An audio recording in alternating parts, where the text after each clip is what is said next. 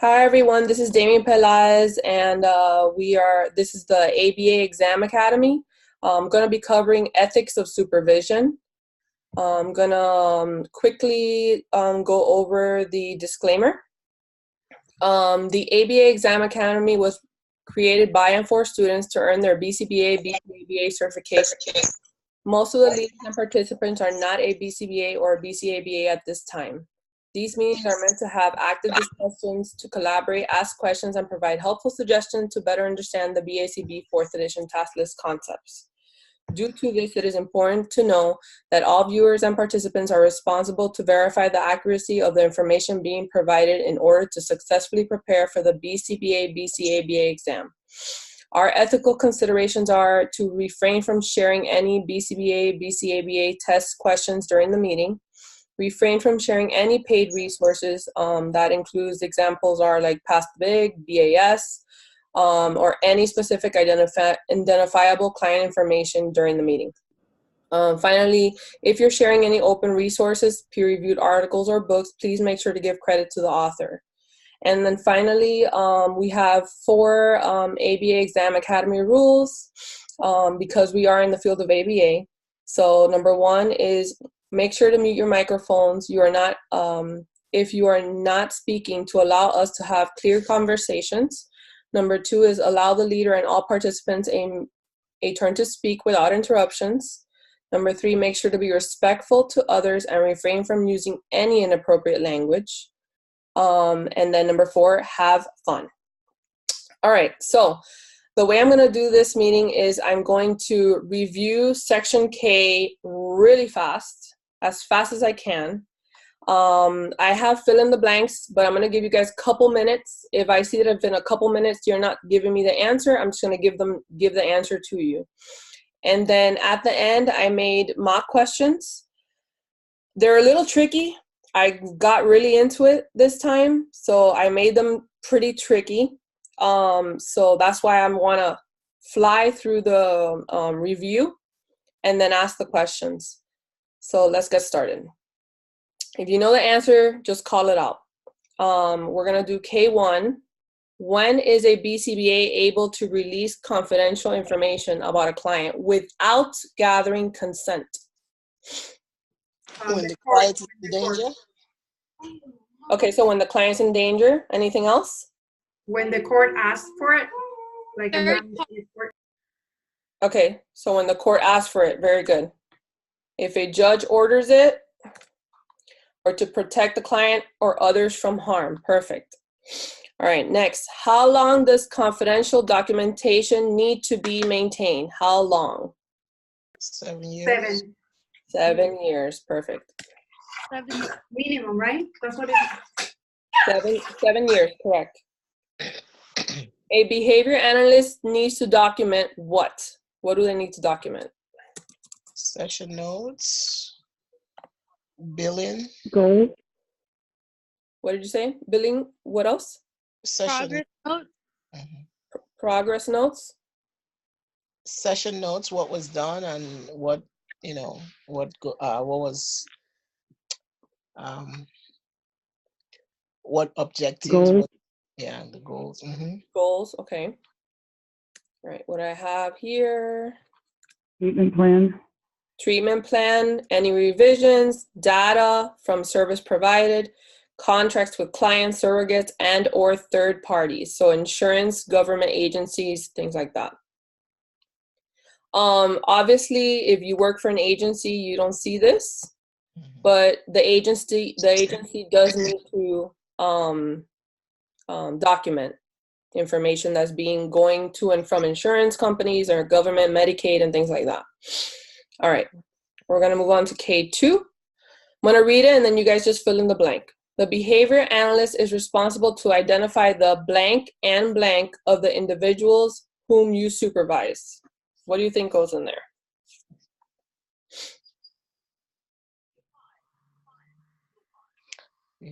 Strengths and weaknesses. I'm sorry? Strengths and weaknesses. Yes, ma'am. Good job. Who's Nice it? job. Good job. Christina, was it? Yeah, thank you. Nice job, Christina. Wonderful. Also being able to structure their contingencies to improve their behavior, to accurately implement the intervention and have the best results possible. All right, next question. Who can be considered supervised stakeholders? Who? Parents and guardians. Parents and guardian. Anyone else? Teachers, RBT.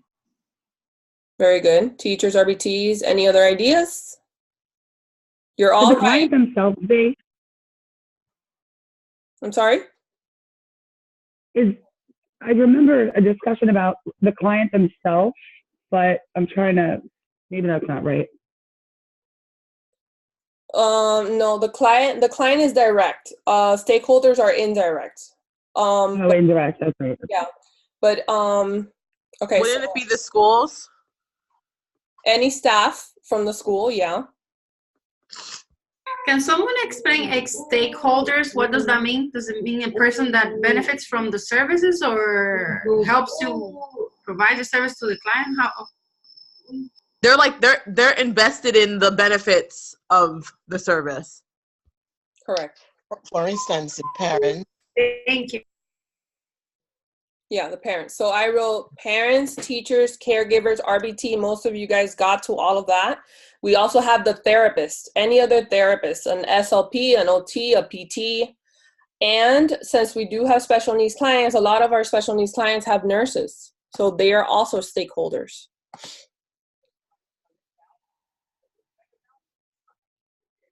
All right. The next question, what should you give your staff to better implement the intervention? Model of the training. Training, yeah. Training, anything else? Procedural integrity, like a treatment fidelity for the treatment plan. That's good. Feedback. GTS, what is that? Is it BTS? Behavior training, something? You guys are doing awesome. You guys are all spot on. Training, supportive feedback. You guys mentioned that. And the third one I have is tools. So any tools they need, we're responsible to give it to them. All right. Last one. In order for a BCBA to have accurate data in sessions, I don't understand my own question, so I'm just going to give you the answer. All right. Initially supervise weekly and use variable schedules. Okay, so what I was trying to say by that was when you are trying to get accurate data, what should you do? So initially supervise weekly. So it's good in the beginning to always supervise weekly and then do it on a variable schedule. So if you go, should you go every Monday or should you go sometimes Mondays, Wednesdays, Fridays?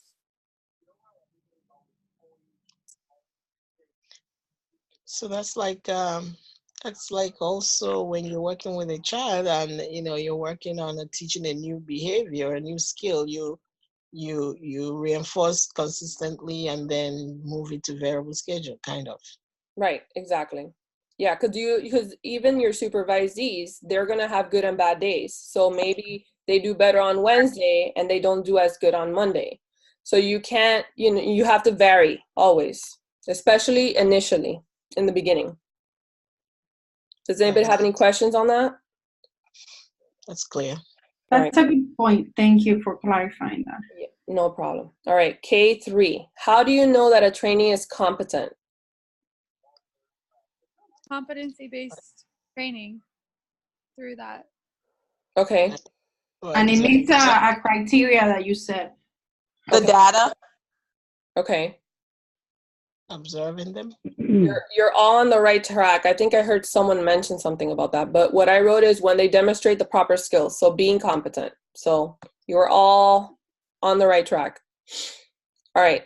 What are the steps of a competency-based training? So there's lots of steps. I think it's 8, if I'm not mistaken. Can anybody tell me? It doesn't have to be in order. Just throw them out. Wouldn't modeling the intervention? Okay, so modeling. Feedback, immediate feedback. This one, it's one. Okay. Write it down. Writing. Okay, that's another one. Rehearsal. Yeah. Rehearsal, yes.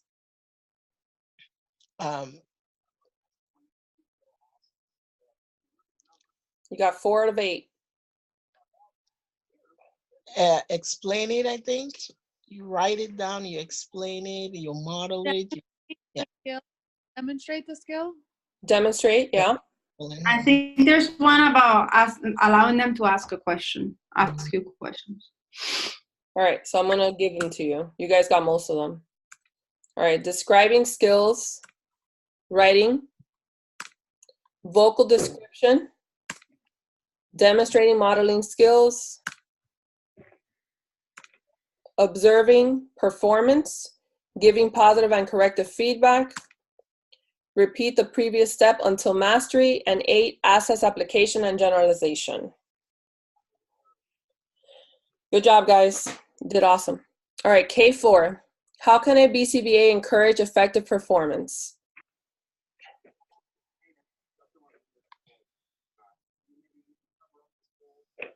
Is that the use of permanent product?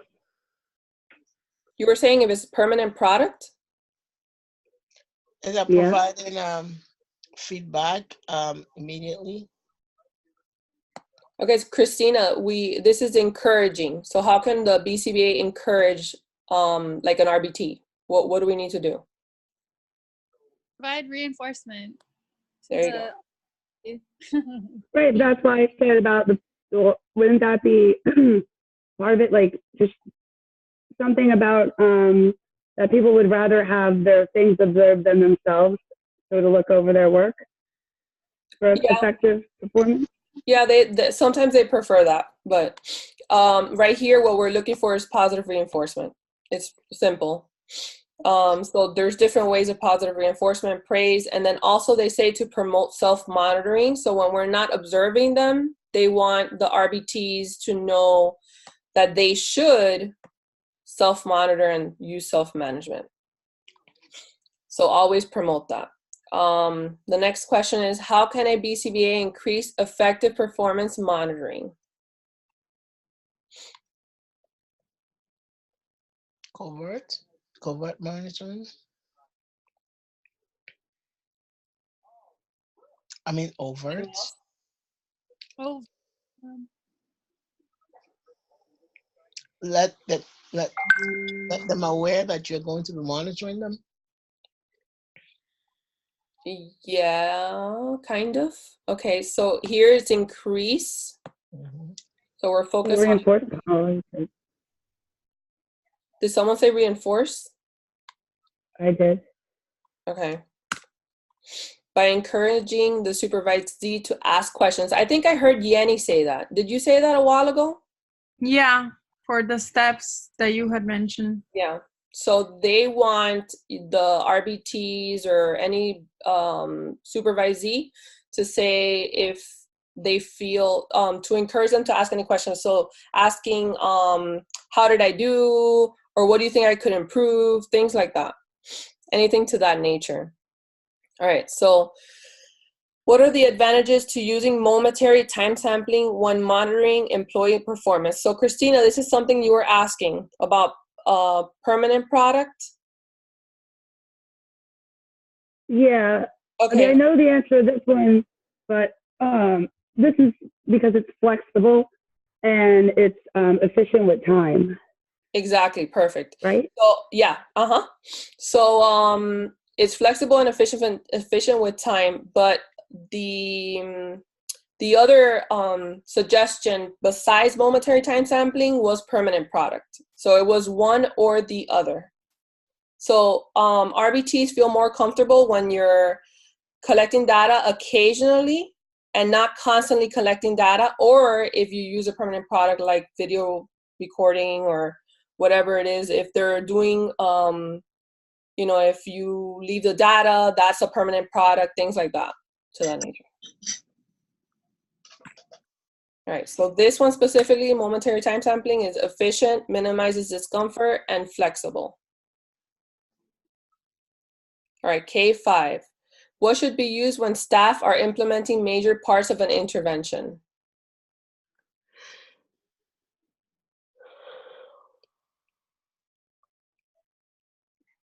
this? Frequent Christine? observation. Sorry. Go ahead.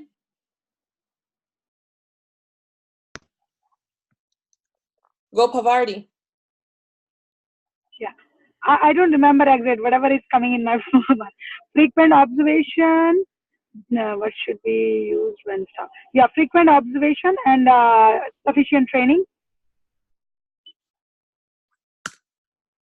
Procedural integrity monitoring. This one was a little bit difficult. Oh That's my what God. I'm saying. Yeah. Implement major parts of an intervention. All right. What can be done to reinforce and maintain procedural integrity? There's a few of these. I think it's 1, 2, 4. Making sure your objective is clear and written.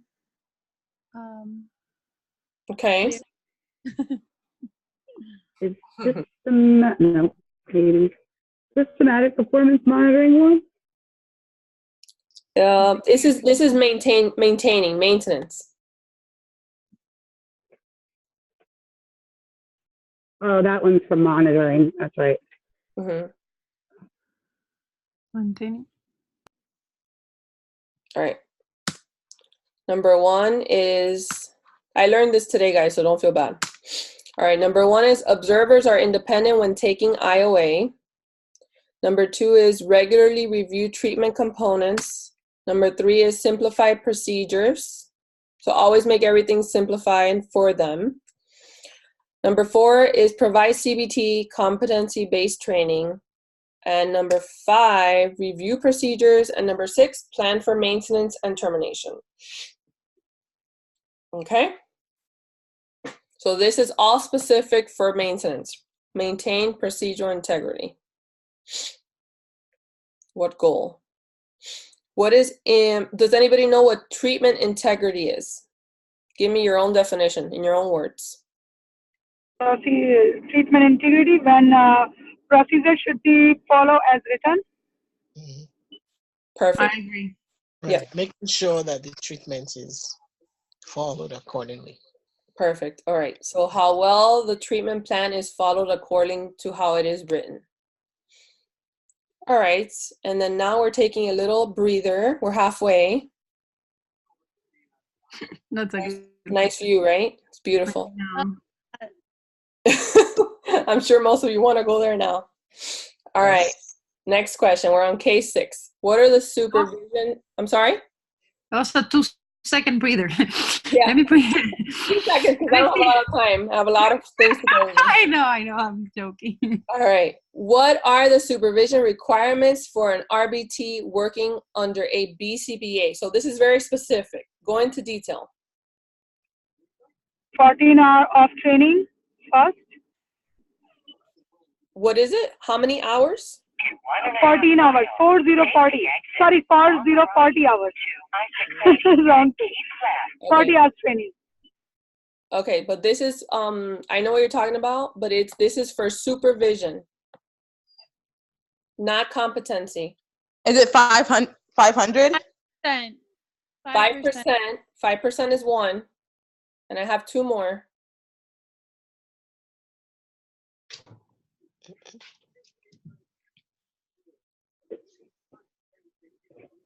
All right, so it's face-to-face or remote meetings, minimum of twice per month, and 5% of ABA service time. So all 3 need to be met always. All right, next one. Problems with staff performance are usually due to. Does anyone know what staff performance, why there's problems with staff performance? Lack of motivation. Perfect, that's one of them. Good job, Pavardi. Just trying. And Is it? not reinforcing. Sorry. Go ahead, honey. Is it Bridget? Yeah, I was just gonna say, like, if the treatment wasn't followed with competency, like if you weren't doing the treatment as designed, like your objective was for the student to learn shoe tying, but you didn't teach him the right way that you had written in the plan. So Okay. That sounds good. Not enough skills. Lack of training, maybe. Okay, so the first one is lack of motivation, like Pavarti said, and lack of skills. Lack of So, input. lack of skills. So that I would give it to you, Maud. So That was Rita. training is part of skills. So if you don't get trained, you don't have the skills. That was Rita. Oh, Rita? Oh, I'm sorry. I confused your voices. I know. All right. Providing supervision in ABA involves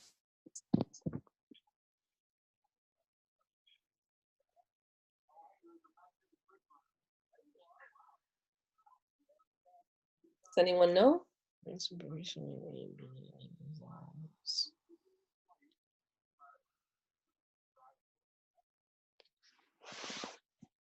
more hints. Again, face to face, What is it? twice in a month. Providing supervision ABA involves. I don't know. I'm just guessing. Giving feedback. Same Training. face Correct. to face Feedback. and An with the opportunity. supervisor. Oh, good job. Who said opportunities? I heard someone. Christina. I Nice said job. feedback too. Yeah, I heard you say feedback. Good job, guys. You guys are doing great. All right. Oops. All right. K7. How can a BCBA know how effective a behavioral program is? Data. Oh my God. Who said that? Bridget, sorry. Christina. Chris, who said data? Oh, Christina. Nice. I said That's funny. She read your mind. Oh my God. That's awesome. All right. It's funny because it's like one of my first ones I went on, and I remember seeing like, trying to think who it was. Was it Emily? Somebody Emily. said it. I was One of my first, yeah. It And her was, head, she was like up against the wall with her head. Data. yeah. It Yeah, stuck. she wrote it like 100 times, but I didn't have time for that. I'm like, three is enough. All right. Okay, so how can a BCBA evaluate the effectiveness of a program?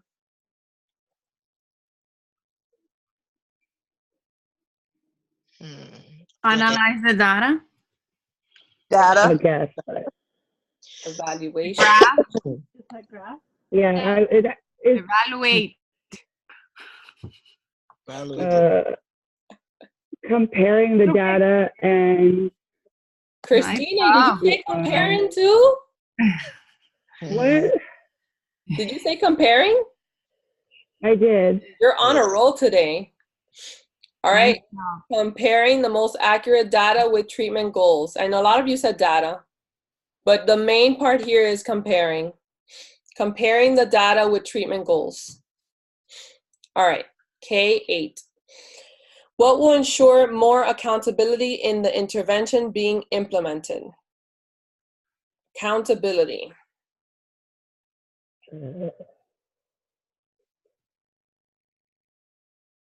Treatment integrity.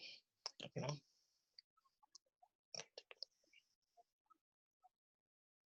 I honestly don't even remember what I wrote, guys. Okay. I think I know, but I'm not Go 100% ahead. sure. Just don't be scared. Just say it. There's no judgment. Yeah, this has to do with like allowing them to what's the word? When you let them be a part of it, when they have their own input Okay. Let me see, because I don't even know the answer. and reinforcement, they're reinforcers. Oh I my could be God. wrong. Client input. Good job. That was great. That's it. Woohoo! Look at Where to that. go?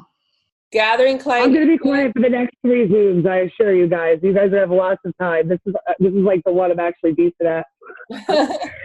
So gathering client input for reinforcers intervention, details, etc., and indirect consumer input as well. So besides the client, also parents, teachers, therapists, anybody, what we consider the stakeholders is good to get their information as well. All right.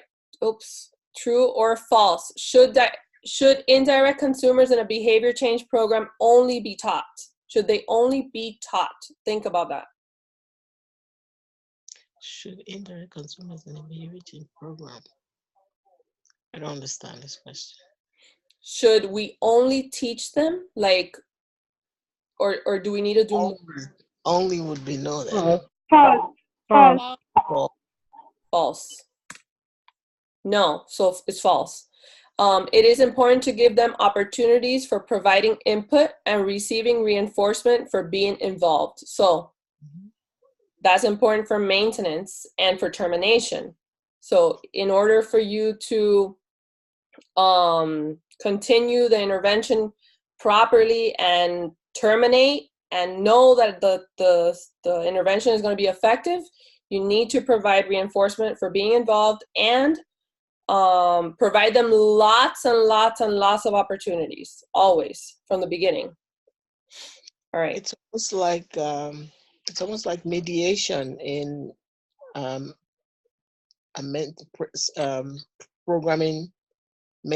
programming for maintenance. Mm-hmm. You know, like the mediation part where you have to teach the other people that who can help you to carry on the treatment and maintain.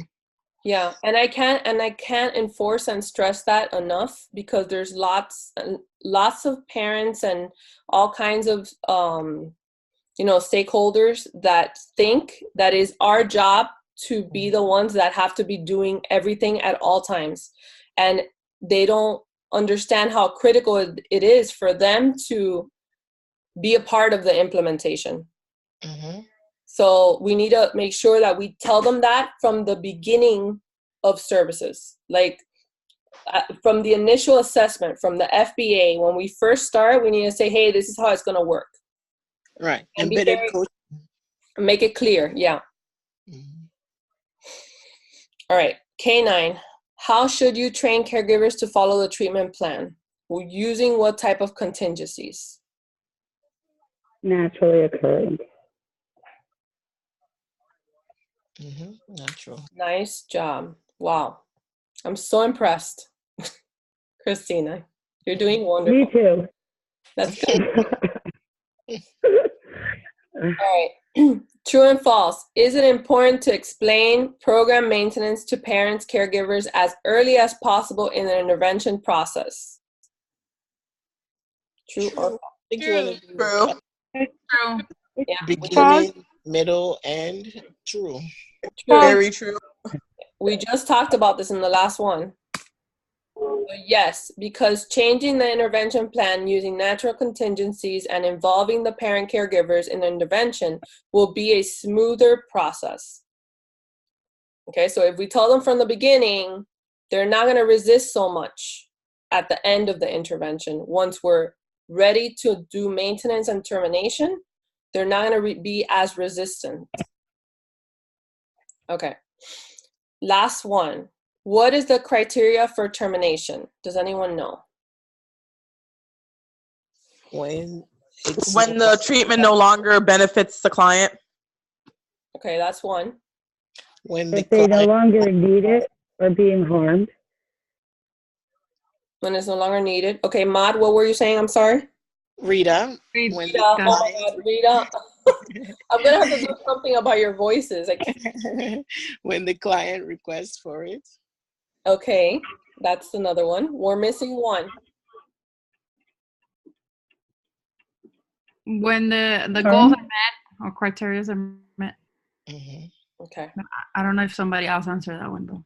I'm not sure, but I think I think they did in other words. Said it, but in other words. That's okay. As long as you guys said it, it doesn't matter how you said it. All right. 1, client no longer needs services. We said that. Client not benefiting from services. I think we missed that one. Client is being harmed by services. No, that's the one we missed. No, I said not benefit from the services anymore. Yeah, you said that, but we didn't say harmful. No, somebody said harm. I don't think you heard me. Oh, I'm sorry, I didn't hear you. Okay, and the last one, client request discontinuation. I heard that. By Maud, Rita. Yeah, I know. Maddie's not here, so we can only. Oh, she's not? Okay, that's even easier. That's easier No. for me. It's Oh, there you just- go. You guys should have said that. All right. They were How? tricking you, Daymi. Yeah. I'm telling you. How should services be faded? Gradually. 50%. Gradually? Okay. What did the other person say? I said 50%. Half of it. Wow. I'm oh my God. She's meaning everything. Faded by 50% until you are no longer servicing the client. So it is gradually, because this part right here where you say until you are no longer servicing the client. So you keep decreasing 50, 50, 50, 50 until there's zero, until you get to zero. Okay. All right, last question. How do you know service is no longer required? I guess maybe when skills is being maintained without, it's being maintained in the natural environment. I don't know.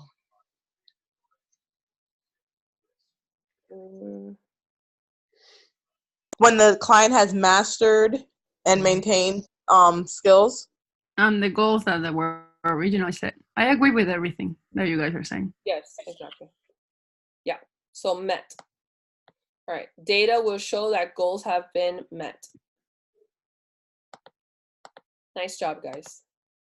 All right, I think that we reviewed all of K, and my mock is going to have a little bit of ethics and a little bit of K, because ethics and K go hand in hand. So I'm going to give you guys a 2-minute breather if you guys want to ask any questions, and then I'm going to close this screen. I'm going to open a new one and then come back, because I have 10 people here. So it's 10 questions, but they're very tricky. So I really hope that we get 100%. Does anybody have any questions before I close the screen? How do we get I to have a this? quick question. Go ahead. The stakeholder term, did that come straight from the ethics book, or was that somewhere else? Because I just want to look into that a little bit more. Yeah, that came from Bailey and Birch. Yeah. Okay, that was the only place that you guys have seen it, was Bailey and Birch? Yeah, from the ethics, Okay. Bailey and Birch says stakeholders. Yeah, you could look into that. Okay. Mhm. Rita, what were you saying? No, I was just being sarcastic. How do we get to this picture? Oh, you look it up on Google. I want to visit. It's beautiful. We all go there when we pass. Yeah, Okay. absolutely. We got to do like a meeting. I don't know. Okay. Find a special spot to meet everyone. All right, so I'm gonna close this and I'm gonna open a new one. All right, I want 10 people back in here. See you soon.